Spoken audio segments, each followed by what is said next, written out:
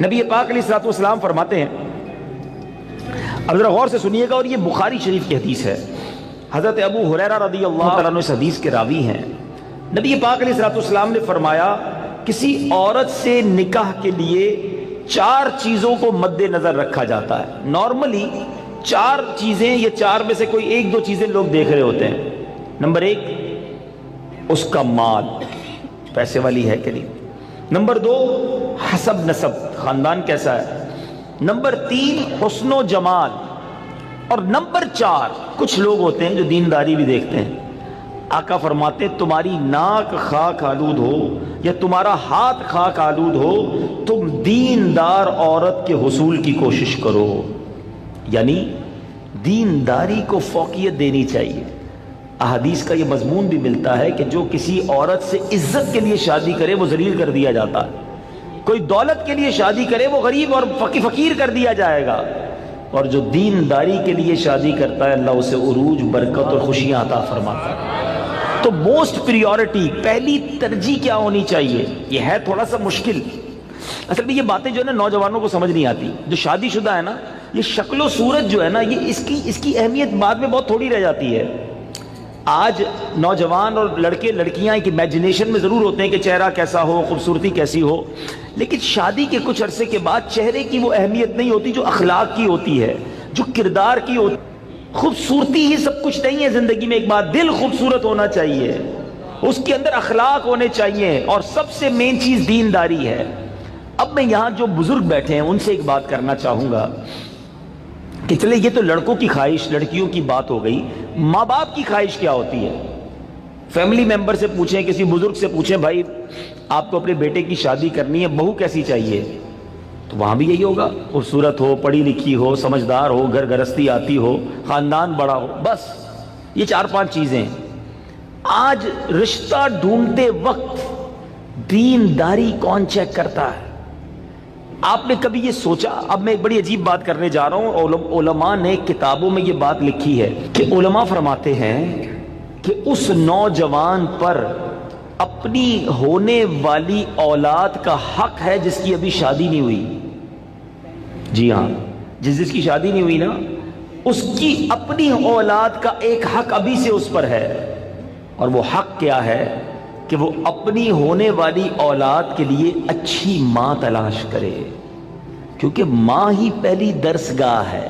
ماں ہی اچھی نہیں ہے، ماں ہی دیندار نہیں ہے، ماں ہی برے کاموں میں ہے، تو اس کی اولاد کی تربیت کیسی ہوگی؟ یعنی آپ نے اپنی ہونے والی اولاد کے ساتھ ظلم کیا اگر آپ نے ان کے لیے اچھی ماں تلاش نہ کی۔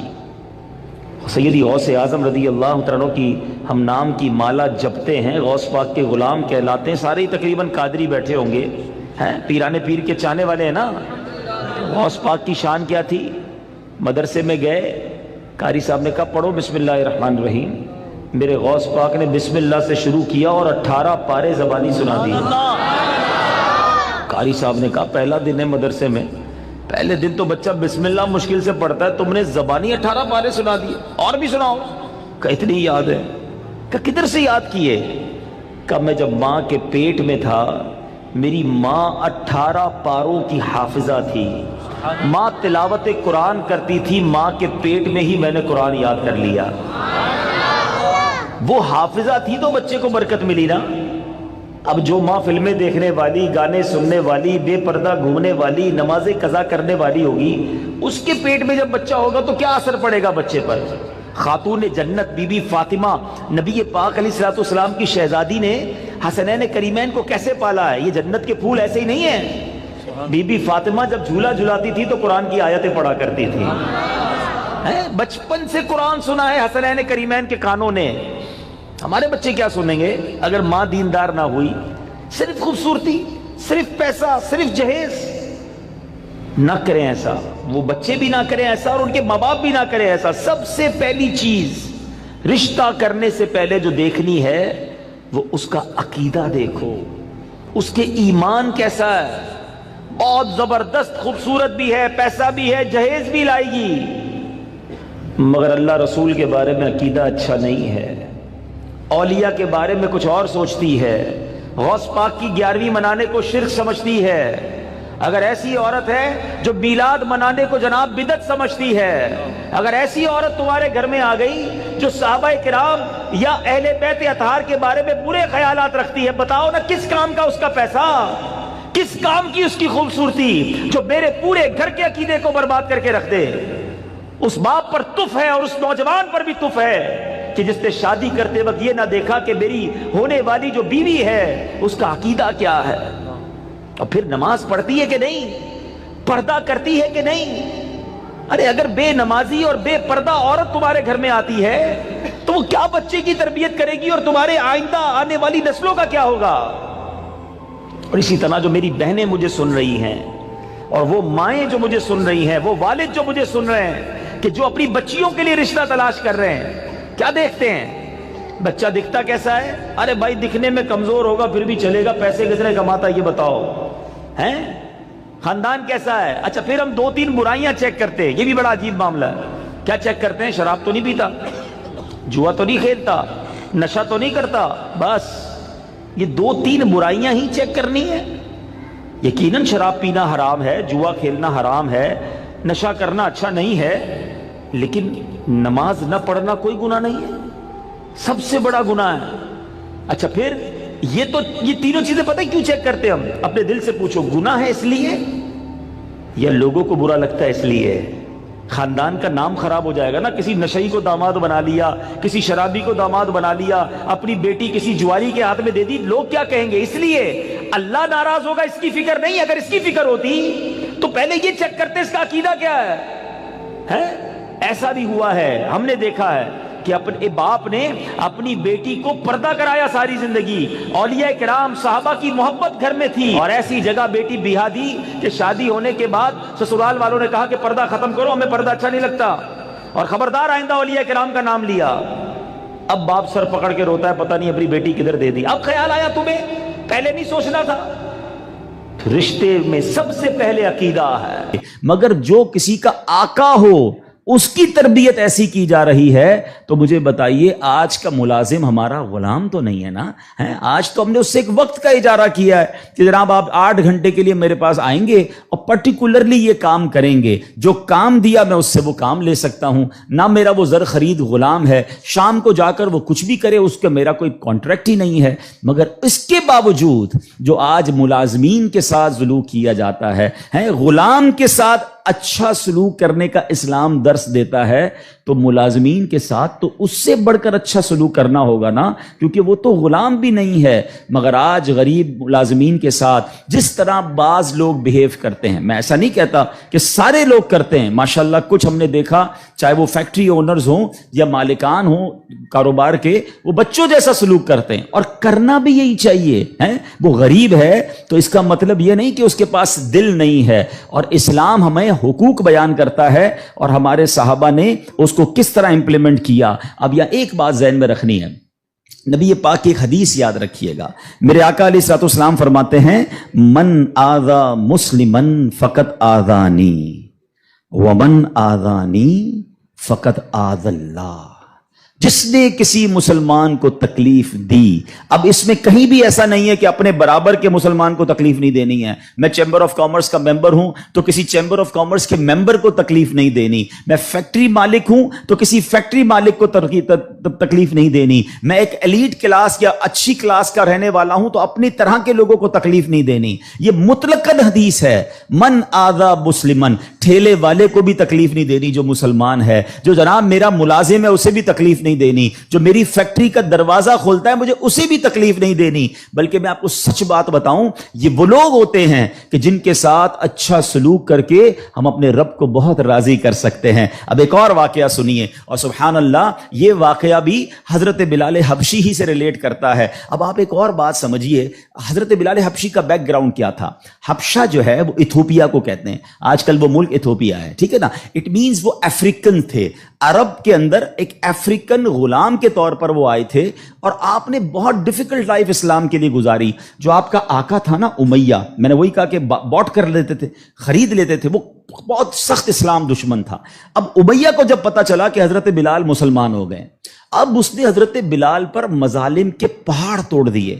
ابھی حیدرآباد میں ہم لوگ موجود ہیں, گرمی کا سیزن ہے, ہم شاید 10 منٹ بھی باہر گرمی میں کھڑے نہ رہ سکیں اس وقت, لیکن مکے کی گرمی, جن کو جو گئے مکے مدینے میں, حضرت بلال کو تپتی ریت پر وہ لٹاتا تھا. اجر عطا فرمائے حضرت ابو بکر صدیق رضی اللہ تعالیٰ عنہ کو. دیکھیں حضرت ابو بکر صدیق بھی بزنس مین تھے. یہ میرا ٹاپک نہیں ہے, ورنہ ایک بہت خوبصورت یہ بھی ٹاپک ہے کہ ہمارے صحابہ جو بزنس مین تھے انہوں نے کہاں کہاں پیسے خرچ کیے. میں اور آپ بھی کرتے ہیں, but what a right investment they did on that time. Hazrat Usman غنی کی انویسٹمنٹ دیکھیں, آج بھی حضرت عثمان غنی کا وقف مدینے میں جاری ہے, آپ کے علم میں ہوگا. بہرحال حضرت ابو بکر صدیق گئے اور امیہ سے کہا کہ بلال مجھے بیچ دو.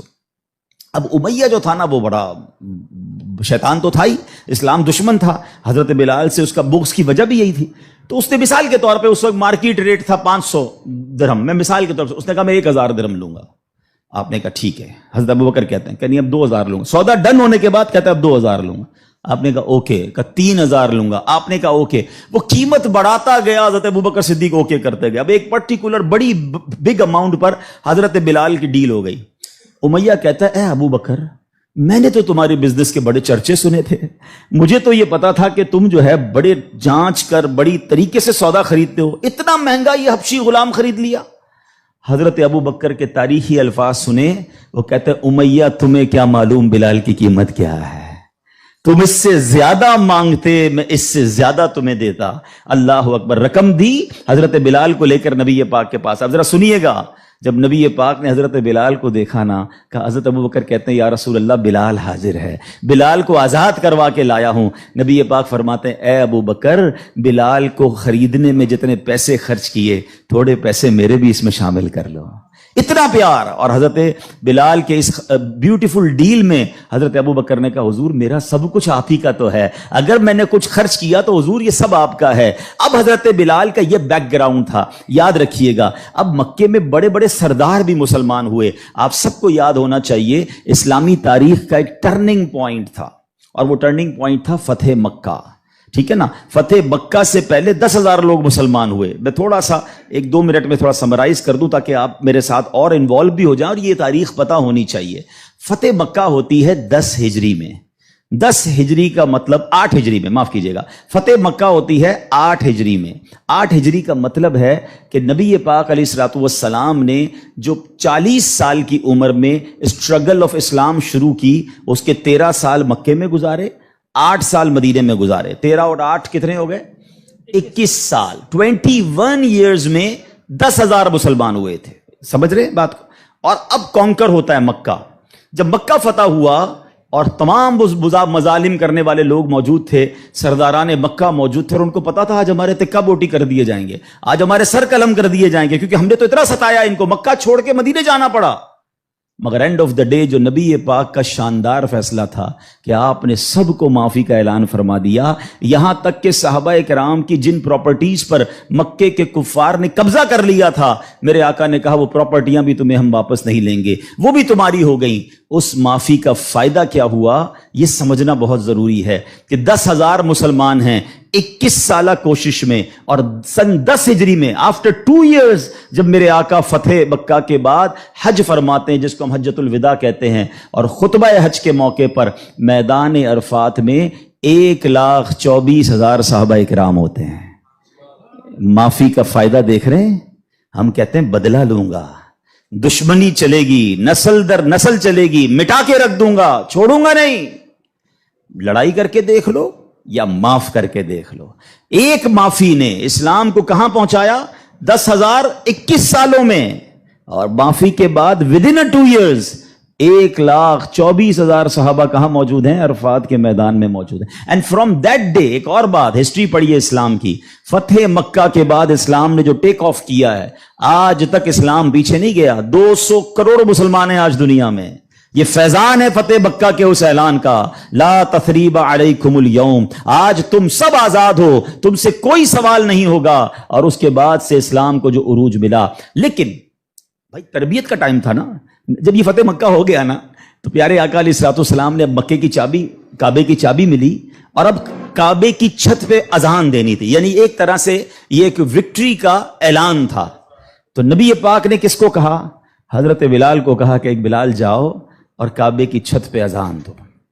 اب جو سرداران مکہ تھے نا وہ کہتے ہیں یار ہم اتنے بڑے بڑے سردار, اتنی بڑی فیملی سے تعلق رکھنے والے ہیں, اتنا پیسہ ہمارے پاس, اتنے بڑے قبیلے کے سربراہ, اور آج اتنے عظیم موقع پر جو فتح مکہ کے بعد اذان دینے کا موقع, وہ بھی کعبے کی چھت پر, وہ کس کو دیا جا رہا ہے؟ ایک حبشی غلام کو. اللہ اکبر. یہ خبر نبی پاک تک پہنچ گئی کہ کچھ لوگ بے چین ہیں, کچھ لوگوں کو یہ برا لگ رہا ہے کہ بلال کو یہ موقع کیوں ملا, ہم بڑے خاندان والے, ہم پیسے والے. پیارے آقا علیہ الصلوۃ والسلام نے ان کو بلایا. پہلے تو نبی پاک نے سوال کیا کہ کیا آپ لوگ ایسی باتیں کر رہے تھے؟ کہ جی حضور کر رہے تھے. اب نبی پاک نے کیا فرمایا؟ نبی پاک کی گفتگو سے پہلے قرآن کی آیت نازل ہوتی ہے اور رہتی دنیا کے لیے ایک اصول بیان ہو گیا. اب یہ اصول مجھے اور آپ کو یاد رکھنا ہے. اللہ کریم قرآن میں ارشاد فرماتا انا اکرمکم عند اللہ اتقاکم. فرمایا بے شک اللہ کے یہاں تم میں زیادہ عزت والا وہ ہے جو تم میں زیادہ پرہیزگار ہے.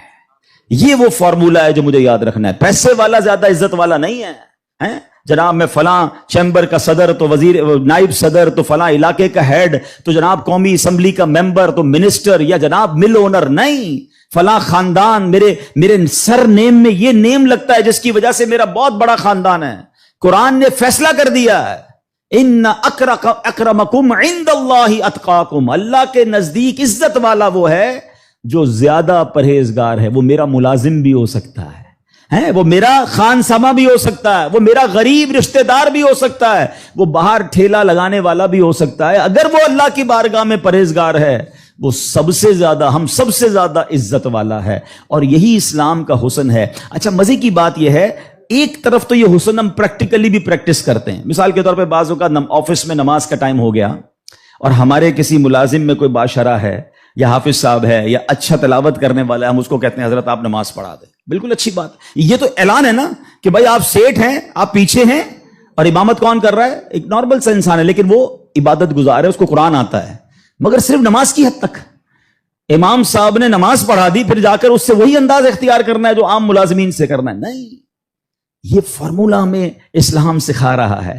تو یہاں میرا جو آج ٹاپک ہے کہ سیٹ اور ملازم میں فرق, یہ ہمیں نہیں کرنا ہے. ٹھیک ہے, کاروبار ہے, آپ اس سے کام لیں, آپ اس سے اجرت پر کام لے رہے ہیں, مگر آپ نے اسے خریدا نہیں ہے, اور اگر خرید بھی لیا ہے تو اس کے اوپر زیادتی کی اجازت نہیں ہے. مگر آج چونکہ غریب لوگ ہیں, بیچاروں کو جاب ملتی نہیں, تو جو منہ میں آیا کہہ دیتے ہیں, جس طرح ڈانٹنا ہے ڈانٹ دیتے ہیں, اور بعض اوقات تو گالیاں نکالتے ہیں. مجھے یاد ہے ایک صاحب مجھے ملے اور مجھے جو ہے وہ میں نے پوچھا, ایسے تھوڑا سا کلوز تھے, کہ یار آپ کی سیلری کتنی ہے؟ اب یہ تھوڑی چند سالوں پرانی بات ہے. He is not that much professional, normal سا انسان تھا, منشی ٹائپ کے جیسے ہوتے ہیں نا. تو کہتے 80,000 تنخواہ ہے. میں نے کہا ماشاءاللہ تنخواہ تو اچھی ہے. تو کہتے ہیں 40,000 کام کے ہیں, 40,000 گالیوں کے ہیں. تو میں حیران ہو گیا. کہتا صبح سے شام گالیاں سنتا ہوں بھی بھائی, کیا کروں, غریب آدمی ہوں, پیسے اچھے ملتے ہیں اس لیے چھوڑ نہیں سکتا. اب میں نے سوچا کہ وہ جو مالک ہے, وہ جو سیٹ ہے, وہ قیامت کے دن کیا جواب دے گا؟ کیا پیسے دے کر گالی دینے کی تمہیں اجازت مل گئی ہے؟ کیا ذلیل کرنے کی اجازت مل گئی؟ ایسا نہ کریں پلیز. ہمارا اسلام ہمیں بہت خوبصورت مساوات کا درس دیتا ہے, اور غریب لوگ تو زیادہ ڈیزرو کرتے ہیں انہیں پیار کرنے کا. نبی پاک علیہ الصلوۃ والسلام کو, اب میرے آقا کا انداز دیکھیے گا, صحابہ بھی تو غریب تھے نا. اب صحابہ میں ایک بہت بڑی تعداد تھی جو اصحاب صفہ کے تھے. اصحاب صفہ آپ گئے ہوں گے مدینہ شریف, اللہ بار بار ہم سب کو حاضری عطا فرمائے. وہاں ایک بینچ, ایک چبوترا بنا ہوا ہے. یہ جو اصحاب صفہ تھے نا, یاد رکھیے گا, یہ اپروکسیمیٹلی 70 کے قریب ہوتے تھے. ان کی تعداد پلس مائنس ہوتی تھی. ان میں بہت بڑا نام حضرت ابو ہریرہ رضی اللہ تعالیٰ عنہ کا بھی ہے. یہ صحابہ اتنے غریب تھے کہ ان کے پاس گھر نہیں ہوتا تھا, ان کے پاس پہننے کے لیے پورے کپڑے بھی نہیں ہوتے تھے. ایک لباس, ایک چادر پہن کے بعض اوقات بیٹھے ہوتے, مگر شوق کیا تھا کہ علم دین سیکھنا ہے, نبی پاک علیہ الصلوۃ والسلام سے تربیت لینی ہے. تو کھانا بھی پیارے آقا انہیں بھجوا دیتے, اور نبی پاک ان کے ساتھ رہتے تھے. اب ذرا یاد رکھیے گا, صحابہ کرام کچھ تھے جو مزدوری کا کام کرتے تھے. ہمارے ساتھ بھی کبھی کبھی ہوتا ہے کہ یار کوئی محنت مزدوری والا آئے تو اس کے کپڑوں سے اسمیل آتی ہے, کپڑے پرانے ہوتے ہیں, بدبو آ رہی ہوتی ہے, ہم اس سے دور ہو جاتے ہیں. اب کیا ہوا کہ نبی پاک علیہ الصلوۃ والسلام کے پاس کچھ ایسے لوگ آ کر بیٹھنا شروع ہوئے جب پیارے آقا اللہ کا ذکر کر رہے ہوتے تھے کہ بال بکھرے ہوتے تھے، پہننے کے لیے ایک کپڑا ہوتا تھا اور ان کی اسمیل بھی آتی تھی، کپڑوں سے مہک بھی آتی تھی.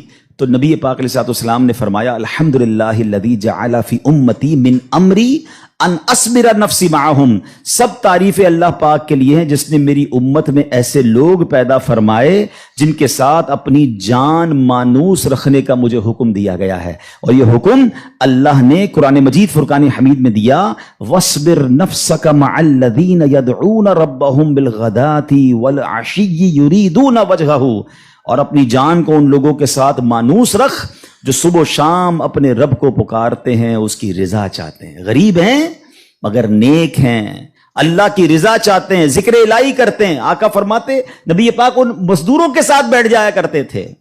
اور آج بعض اوقات ہم اپنے ساتھ ایسے لوگوں کو بٹھانا پسند نہیں کرتے، بہت معذرت کے ساتھ. یہ تکبر کی نشانی ہے. تکبر کہتے ہی تو اسی کو ہے نا کہ اپنے سے کسی کو ذلیل سمجھنا. اور try to understand the severity of proud. یہ جو تکبر ہے نا، یہ اتنا خطرناک گناہ ہے کہ سب سے پہلے تو یہ سمجھیے کہ کائنات میں سب سے پہلا گناہ کیا ہوا تھا؟ تکبر ہوا تھا اور حسد ہوا تھا. یہ اتنے پرانے گناہ شیطان نے کیا تھا. شیطان کوئی پہلے سے ہی اللہ کا نافرمان نہیں تھا. 40,000 سال اس نے عبادت کی، جنت کا خزانچی تھا، فرشتوں کا استاد تھا، معلم الملکوت تھا. once in a lifetime he did proud. ایک بار تکبر کیا، حضرت آدم کو سجدہ کرنے سے انکار کیا نا. جملہ کیا تھا اس کا؟ قرآن میں موجود ہے نا، انا خیر من، اے اللہ میں اس سے بہتر ہوں. خلقتنی من نار وخلقتہ من طین، تو نے مجھے آگ سے بنایا اور اس کو مٹی سے بنایا، میں تو اس سے بہتر ہوں.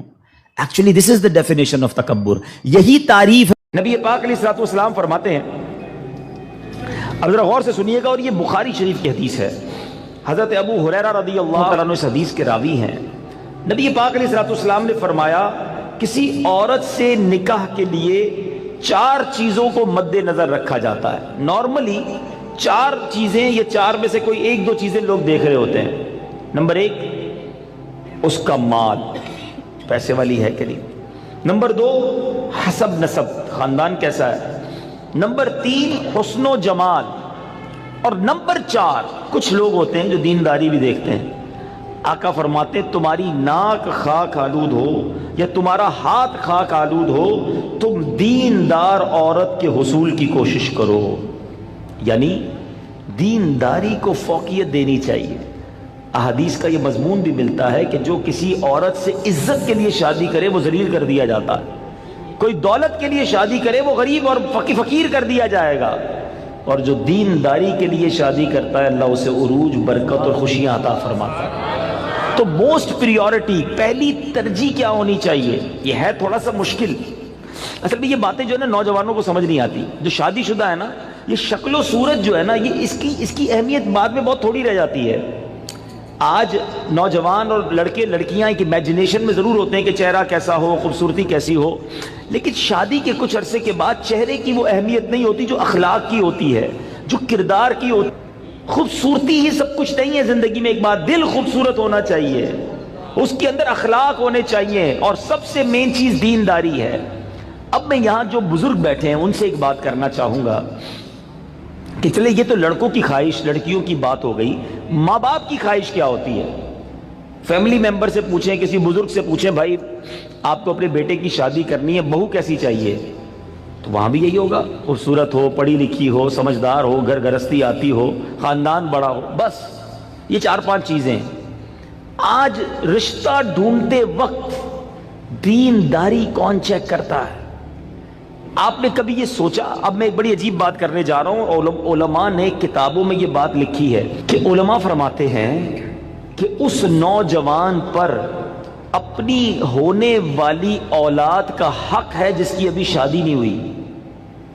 جی ہاں، جس کی شادی نہیں ہوئی نا، اس کی اپنی اولاد کا ایک حق ابھی سے اس پر ہے. اور وہ حق کیا ہے؟ کہ وہ اپنی ہونے والی اولاد کے لیے اچھی ماں تلاش کرے، کیونکہ ماں ہی پہلی درسگاہ ہے. ماں ہی اچھی نہیں ہے، ماں ہی دیندار نہیں ہے، ماں ہی برے کاموں میں ہے، تو اس کی اولاد کی تربیت کیسی ہوگی؟ یعنی آپ نے اپنی ہونے والی اولاد کے ساتھ ظلم کیا اگر آپ نے ان کے لیے اچھی ماں تلاش نہ کی؟ سیدی غوث اعظم رضی اللہ تعالیٰ عنہ کی ہم نام کی مالا جپتے ہیں، غوث پاک کے غلام کہلاتے ہیں، سارے تقریباً قادری بیٹھے ہوں گے، ہیں پیرانے پیر کے چاہنے والے ہیں نا۔ غوث پاک کی شان کیا تھی؟ مدرسے میں گئے، قاری صاحب نے کہا پڑھو بسم اللہ الرحمن الرحیم، میرے غوث پاک نے بسم اللہ سے شروع کیا اور 18 پارے زبانی سنا دی۔ قاری صاحب نے کہا پہلا دن ہے مدرسے میں، پہلے دن تو بچہ بسم اللہ مشکل سے پڑھتا ہے، تم نے زبانی 18 پارے سنا دیے، اور بھی سناؤ۔ کہ اتنی یاد ہے؟ کہ کدھر سے یاد کیے؟ کہ میں جب ماں کے پیٹ میں تھا میری ماں 18 پاروں کی حافظہ تھی، ماں تلاوت قرآن کرتی تھی، ماں کے پیٹ میں ہی میں نے قرآن یاد کر لیا۔ وہ حافظہ تھی تو بچے کو برکت ملی نا۔ اب جو ماں فلمیں دیکھنے والی، گانے سننے والی، بے پردہ گھومنے والی، نمازیں قضا کرنے والی ہوگی، اس کے پیٹ میں جب بچہ ہوگا تو کیا اثر پڑے گا بچے پر؟ خاتون جنت بی بی فاطمہ نبی پاک علیہ السلام کی شہزادی نے حسنین کریمین کو کیسے پالا ہے؟ یہ جنت کے پھول ایسے ہی نہیں ہیں۔ بی بی فاطمہ جب جھولا جھلاتی تھی تو قرآن کی آیتیں پڑھا کرتی تھی، بچپن سے قرآن سنا ہے حسنین کریمین کے کانوں نے۔ ہمارے بچے کیا سنیں گے اگر ماں دیندار نہ ہوئی؟ صرف خوبصورتی، صرف پیسہ، صرف جہیز۔ نہ کریں ایسا، وہ بچے بھی نہ کریں ایسا اور ان کے ماں باپ بھی نہ کریں ایسا۔ سب سے پہلی چیز رشتہ کرنے سے پہلے جو دیکھنی ہے وہ اس کا عقیدہ دیکھو، اس کے ایمان کیسا ہے۔ بہت زبردست خوبصورت بھی ہے، پیسہ بھی ہے، جہیز بھی لائے گی، مگر اللہ رسول کے بارے میں عقیدہ اچھا نہیں ہے، اولیاء کے بارے میں کچھ اور سوچتی ہے، غوث پاک کی 11ویں منانے کو شرک سمجھتی ہے۔ اگر ایسی عورت ہے جو میلاد منانے کو جناب بدعت سمجھتی ہے، اگر ایسی عورت تمہارے گھر میں آ گئی جو صحابہ کرام یا اہل بیت اطہار کے بارے میں برے خیالات رکھتی ہے، بتاؤ نا کس کام کا اس کا پیسہ، کس کام کی اس کی خوبصورتی جو میرے پورے گھر کے عقیدے کو برباد کر کے رکھ دے۔ اس باپ پر تف ہے اور اس نوجوان پر بھی تف ہے کہ جس نے شادی کرتے وقت یہ نہ دیکھا کہ میری ہونے والی جو بیوی ہے اس کا عقیدہ کیا ہے، اور پھر نماز پڑھتی ہے کہ نہیں، پردہ کرتی ہے کہ نہیں۔ ارے اگر بے نمازی اور بے پردہ عورت تمہارے گھر میں آتی ہے تو وہ کیا بچے کی تربیت کرے گی اور تمہارے آئندہ آنے والی نسلوں کا کیا ہوگا؟ اور اسی طرح جو میری بہنیں مجھے سن رہی ہیں اور وہ مائیں جو مجھے سن رہی ہیں، وہ والد جو مجھے سن رہے ہیں کہ جو اپنی بچیوں کے لیے رشتہ تلاش کر رہے ہیں، کیا دیکھتے ہیں؟ بچہ دکھتا کیسا ہے؟ ارے بھائی دکھنے میں کمزور ہوگا پھر بھی چلے گا، پیسے کس نے کماتا ہے یہ بتاؤ، ہیں؟ خاندان کیسا ہے؟ اچھا پھر ہم 2-3 برائیاں چیک کرتے ہیں، یہ بھی بڑا عجیب معاملہ ہے۔ کیا چیک کرتے ہیں؟ شراب تو نہیں پیتا، جوا تو نہیں کھیلتا، نشہ تو نہیں کرتا، بس یہ 2-3 برائیاں ہی چیک کرنی ہے۔ یقیناً شراب پینا حرام ہے، جوا کھیلنا حرام ہے، نشہ کرنا اچھا نہیں ہے، لیکن نماز نہ پڑھنا کوئی گناہ نہیں ہے، سب سے بڑا گناہ ہے۔ اچھا پھر یہ تینوں چیزیں پتہ کیوں چیک کرتے ہم؟ اپنے دل سے پوچھو، گناہ ہے اس لیے یا لوگوں کو برا لگتا ہے اس لیے؟ خاندان کا نام خراب ہو جائے گا نا، کسی نشئی کو داماد بنا لیا، کسی شرابی کو داماد بنا لیا، اپنی بیٹی کسی جواری کے ہاتھ میں دے دی، لوگ کیا کہیں گے؟ اس لیے اللہ ناراض ہوگا اس کی فکر نہیں۔ اگر اس کی فکر ہوتی تو پہلے یہ چیک کرتے اس کا عقیدہ کیا ہے۔ ایسا بھی ہوا ہے، ہم نے دیکھا ہے کہ اپنے باپ نے اپنی بیٹی کو پردہ کرایا ساری زندگی، اولیاء کرام صحابہ کی محبت گھر میں تھی، اور ایسی جگہ بیٹی بیاہ دی کہ شادی ہونے کے بعد سسرال والوں نے کہا کہ پردہ ختم کرو، ہمیں پردہ اچھا نہیں لگتا، اور خبردار آئندہ اولیاء کرام کا نام لیا۔ اب باپ سر پکڑ کے روتا ہے، پتہ نہیں اپنی بیٹی کدھر دے دی۔ اب خیال آیا تمہیں، پہلے نہیں سوچنا تھا؟ رشتے میں سب سے پہلے عقیدہ ہے۔ مگر جو کسی کا آقا ہو اس کی تربیت ایسی کی جا رہی ہے تو مجھے بتائیے آج کا ملازم ہمارا غلام تو نہیں ہے نا؟ آج تو ہم نے اس سے ایک وقت کا اجارہ کیا ہے کہ جناب آپ 8 گھنٹے کے لیے میرے پاس آئیں گے اور پرٹیکولرلی یہ کام کریں گے، جو کام دیا میں اس سے وہ کام لے سکتا ہوں، نہ میرا وہ زر خرید غلام ہے، شام کو جا کر وہ کچھ بھی کرے اس کا میرا کوئی کانٹریکٹ ہی نہیں ہے۔ مگر اس کے باوجود جو آج ملازمین کے ساتھ سلوک کیا جاتا ہے، غلام کے ساتھ اچھا سلوک کرنے کا اسلام درس دیتا ہے، تو ملازمین کے ساتھ تو اس سے بڑھ کر اچھا سلوک کرنا ہوگا نا، کیونکہ وہ تو غلام بھی نہیں ہے۔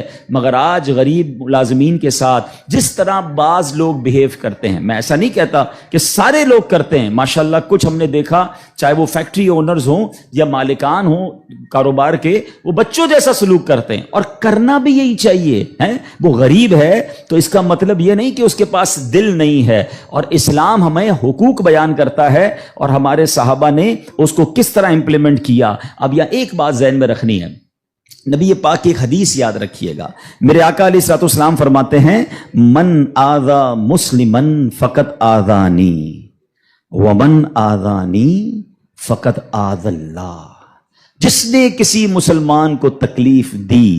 اب اس میں کہیں بھی ایسا نہیں ہے کہ اپنے برابر کے مسلمان کو تکلیف نہیں دینی ہے۔ میں چیمبر آف کامرس کا ممبر ہوں تو کسی چیمبر آف کامرس کے ممبر کو تکلیف نہیں دینی، میں فیکٹری مالک ہوں تو کسی فیکٹری مالک کو تکلیف نہیں دینی، میں ایک ایلیٹ کلاس یا اچھی کلاس کا رہنے والا ہوں تو اپنی طرح کے لوگوں کو تکلیف نہیں دینی۔ یہ مطلقاً حدیث ہے، من آذا مسلمن، ٹھیلے والے کو بھی تکلیف نہیں دینی جو مسلمان ہے، جو جناب میرا ملازم ہے اسے بھی تکلیف نہیں دینی، جو میری فیکٹری کا دروازہ کھولتا ہے مجھے اسے بھی تکلیف نہیں دینی۔ بلکہ میں آپ کو سچ بات بتاؤں، یہ وہ لوگ ہوتے ہیں کہ جن کے ساتھ اچھا سلوک کر کے ہم اپنے رب کو بہت راضی کر سکتے ہیں۔ اب ایک اور واقعہ سنیے، اور سبحان اللہ یہ واقعہ بھی حضرت بلال حبشی ہی سے ریلیٹ کرتا ہے۔ اب آپ ایک اور بات سمجھیے، حضرت بلال حبشی کا بیک گراؤنڈ کیا تھا؟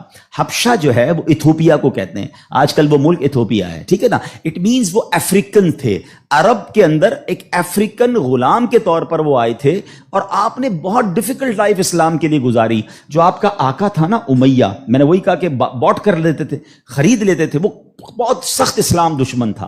اب امیہ کو جب پتا چلا کہ حضرت بلال مسلمان ہو گئے، اب اس نے حضرت بلال پر مظالم کے پہاڑ توڑ دیے۔ ابھی حیدرآباد میں ہم لوگ موجود ہیں، گرمی کا سیزن ہے، ہم شاید 10 منٹ بھی باہر گرمی میں کھڑے نہ رہ سکیں اس وقت، لیکن مکے کی گرمی، جن کو جو گئے مکے مدینے میں، حضرت بلال کو تپتی ریت پر وہ لٹاتا تھا۔ اجر عطا فرمائے حضرت ابو بکر صدیق رضی اللہ تعالیٰ عنہ کو۔ دیکھیں حضرت ابو بکر صدیق بھی بزنس مین تھے، یہ میرا ٹاپک نہیں ہے، ورنہ ایک بہت خوبصورت یہ بھی ٹاپک ہے کہ ہمارے صحابہ جو بزنس مین تھے انہوں نے کہاں کہاں پیسے خرچ کیے۔ میں اور آپ بھی کرتے ہیں، but what a right investment they did on that time. Hazrat Usman غنی کی انویسٹمنٹ دیکھیں، آج بھی حضرت عثمان غنی کا وقف مدینے میں جاری ہے، آپ کے علم میں ہوگا۔ بہرحال حضرت ابو بکر صدیق گئے اور امیہ سے کہا کہ بلال مجھے بیچ دو۔ اب امیہ جو تھا نا وہ بڑا شیطان تو تھا ہی، اسلام دشمن تھا، حضرت بلال سے اس کا بغض کی وجہ بھی یہی تھی۔ تو اس نے مثال کے طور پہ، اس وقت مارکیٹ ریٹ تھا 500 درہم، میں مثال کے طور پر اس نے کہا میں 1000 درہم لوں گا۔ آپ نے کہا ٹھیک ہے۔ حضرت ابوبکر کہتے ہیں کہ نہیں اب 2000 لوں گا۔ سودا ڈن ہونے کے بعد کہتا ہے اب 2000 لوں گا۔ آپ نے کہا اوکے، کہا 3000 لوں گا۔ آپ نے کہا اوکے۔ وہ قیمت بڑھاتا گیا، حضرت ابوبکر صدیق اوکے کرتے گئے۔ اب ایک پرٹیکولر بڑی بگ اماؤنٹ پر حضرت بلال کی ڈیل ہو گئی۔ امیہ کہتا ہے اے ابو بکر، میں نے تو تمہارے بزنس کے بڑے چرچے سنے تھے، مجھے تو یہ پتا تھا کہ تم جو ہے بڑے جانچ کر بڑی طریقے سے سودا خریدتے ہو، اتنا مہنگا یہ حبشی غلام خرید لیا۔ حضرت ابو بکر کے تاریخی الفاظ سنے، وہ کہتے ہیں امیہ تمہیں کیا معلوم بلال کی قیمت کیا ہے، تم اس سے زیادہ مانگتے میں اس سے زیادہ تمہیں دیتا۔ اللہ اکبر۔ رقم دی حضرت بلال کو لے کر نبی پاک کے پاس۔ اب ذرا سنیے گا، جب نبی پاک نے حضرت بلال کو دیکھا نا، کہ حضرت ابو بکر کہتے ہیں یا رسول اللہ بلال حاضر ہے، بلال کو آزاد کروا کے لایا ہوں۔ نبی پاک فرماتے ہیں اے ابو بکر، بلال کو خریدنے میں جتنے پیسے خرچ کیے تھوڑے پیسے میرے بھی اس میں شامل کر لو۔ اتنا پیار۔ اور حضرت بلال کے اس بیوٹیفل ڈیل میں حضرت ابو بکر نے کہا حضور میرا سب کچھ آپ ہی کا تو ہے، اگر میں نے کچھ خرچ کیا تو حضور یہ سب آپ کا ہے۔ اب حضرت بلال کا یہ بیک گراؤنڈ تھا، یاد رکھیے گا۔ اب مکے میں بڑے بڑے سردار بھی مسلمان ہوئے۔ آپ سب کو یاد ہونا چاہیے اسلامی تاریخ کا ایک ٹرننگ پوائنٹ تھا، اور وہ ٹرننگ پوائنٹ تھا فتح مکہ، ٹھیک ہے نا۔ فتح مکہ سے پہلے 10,000 لوگ مسلمان ہوئے۔ میں تھوڑا سا 1-2 منٹ میں تھوڑا سمرائز کر دوں تاکہ آپ میرے ساتھ اور انوالو بھی ہو جائیں، اور یہ تاریخ پتہ ہونی چاہیے۔ فتح مکہ ہوتی ہے 10 ہجری میں، 10 ہجری کا مطلب 8 ہجری میں، معاف کیجیے گا، فتح مکہ ہوتی ہے 8 ہجری میں۔ 8 ہجری کا مطلب ہے کہ نبی پاک علیہ الصلوۃ والسلام نے جو 40 سال کی عمر میں اسٹرگل آف اسلام شروع کی، اس کے 13 سال مکے میں گزارے، 8 سال مدینے میں گزارے۔ 13 اور 8 کتنے ہو گئے؟ 21 سال۔ 21 ایئرز میں 10,000 مسلمان ہوئے تھے۔ سمجھ رہے ہیں بات کو؟ اور اب کانکر ہوتا ہے مکہ. جب مکہ فتح ہوا اور تمام مظالم کرنے والے لوگ موجود تھے، سرداران مکہ موجود تھے، اور ان کو پتا تھا آج ہمارے تکہ بوٹی کر دیے جائیں گے، آج ہمارے سر قلم کر دیے جائیں گے، کیونکہ ہم نے تو اتنا ستایا ان کو، مکہ چھوڑ کے مدینے جانا پڑا. مگر اینڈ آف دا ڈے جو نبی پاک کا شاندار فیصلہ تھا کہ آپ نے سب کو معافی کا اعلان فرما دیا، یہاں تک کہ صحابہ کرام کی جن پراپرٹیز پر مکے کے کفار نے قبضہ کر لیا تھا، میرے آقا نے کہا وہ پراپرٹیاں بھی تمہیں ہم واپس نہیں لیں گے، وہ بھی تمہاری ہو گئیں. اس معافی کا فائدہ کیا ہوا یہ سمجھنا بہت ضروری ہے کہ 10,000 مسلمان ہیں 21 سالہ کوشش میں، اور سن 10 ہجری میں آفٹر 2 ایئرز جب میرے آقا فتح مکہ کے بعد حج فرماتے ہیں، جس کو ہم حجۃ الوداع کہتے ہیں، اور خطبہ حج کے موقع پر میدان عرفات میں 1,24,000 صحابہ کرام ہوتے ہیں. معافی کا فائدہ دیکھ رہے ہیں؟ ہم کہتے ہیں بدلہ لوں گا، دشمنی چلے گی، نسل در نسل چلے گی، مٹا کے رکھ دوں گا، چھوڑوں گا نہیں. لڑائی کر کے دیکھ لو یا معاف کر کے دیکھ لو. ایک معافی نے اسلام کو کہاں پہنچایا؟ 10,021 سالوں میں. اور معافی کے بعد ودن 2 ایئرز 1,24,000 صحابہ کہاں موجود ہیں؟ عرفات کے میدان میں موجود ہیں. اینڈ فرام دیٹ ڈے، ایک اور بات، ہسٹری پڑھیے اسلام کی، فتح مکہ کے بعد اسلام نے جو ٹیک آف کیا ہے، آج تک اسلام پیچھے نہیں گیا. 200 کروڑ مسلمان ہیں آج دنیا میں. یہ فیضان ہے فتح مکہ کے اس اعلان کا، لا تثریب علیکم اليوم، آج تم سب آزاد ہو، تم سے کوئی سوال نہیں ہوگا. اور اس کے بعد سے اسلام کو جو عروج ملا. لیکن بھائی تربیت کا ٹائم تھا نا. جب یہ فتح مکہ ہو گیا نا تو پیارے آقا علیہ الصلوۃ والسلام نے اب مکے کی چابی، کعبے کی چابی ملی، اور اب کعبے کی چھت پہ اذان دینی تھی. یعنی ایک طرح سے یہ ایک وکٹری کا اعلان تھا.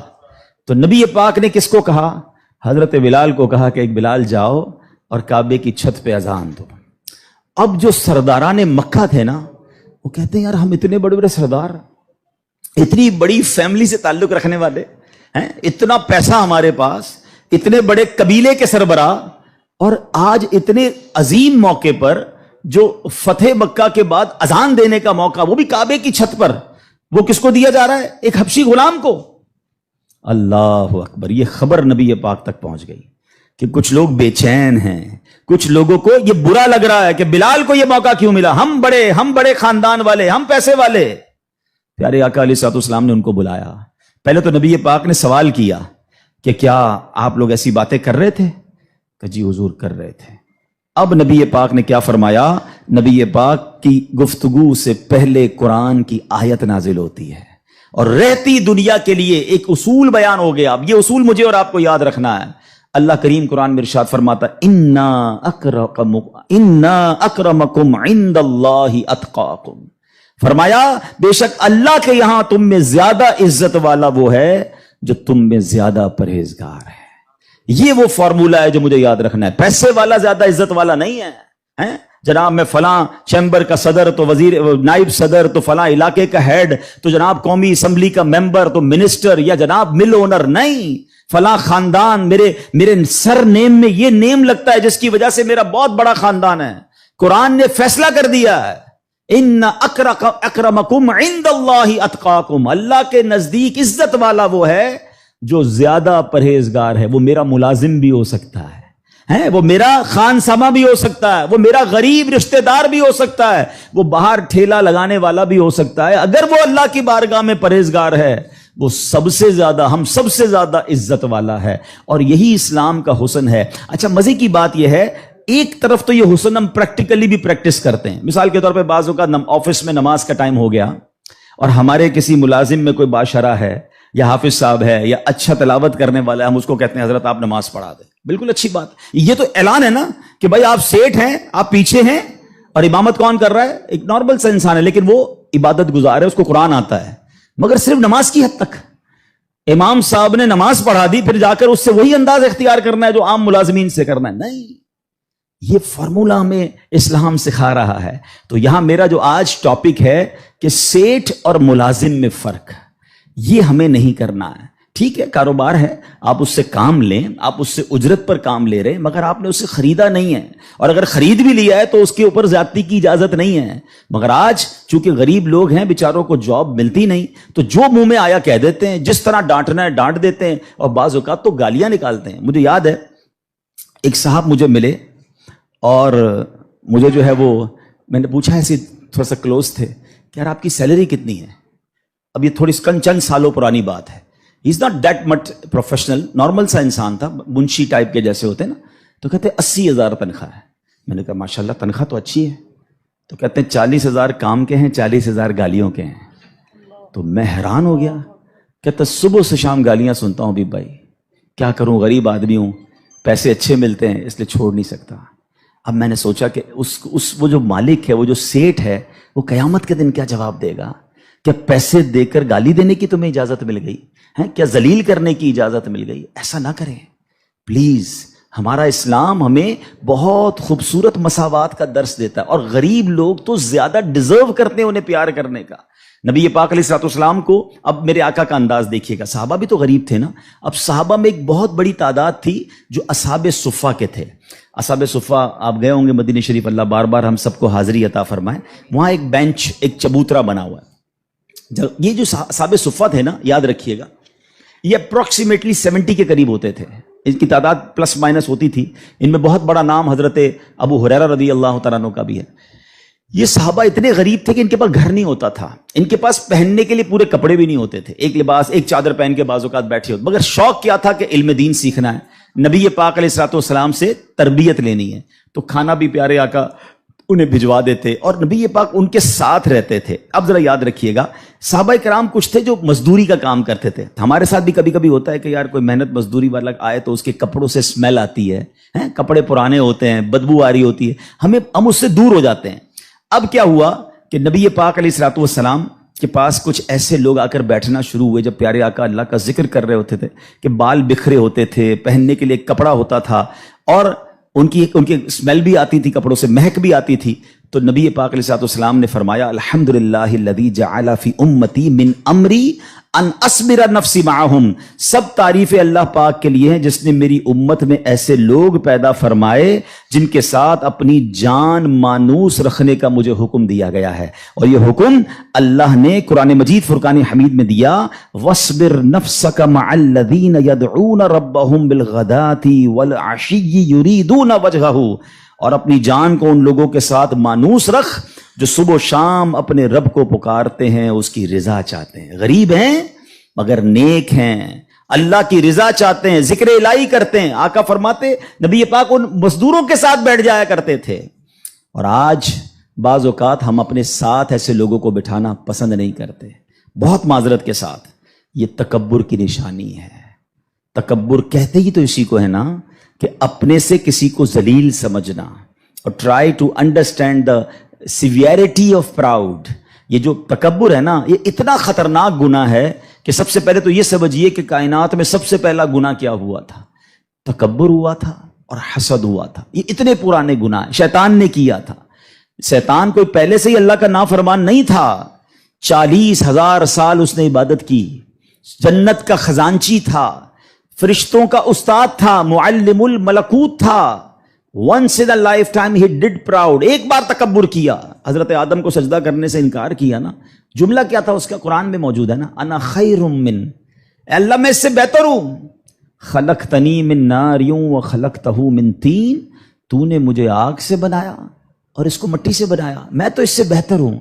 Actually this is the definition of تکبر. یہی تعریف نبی پاک علیہ الصلوۃ والسلام فرماتے ہیں, اب ذرا غور سے سنیے گا, اور یہ بخاری شریف کی حدیث ہے. حضرت ابو ہریرہ رضی اللہ تعالیٰ عنہ اس حدیث کے راوی ہیں.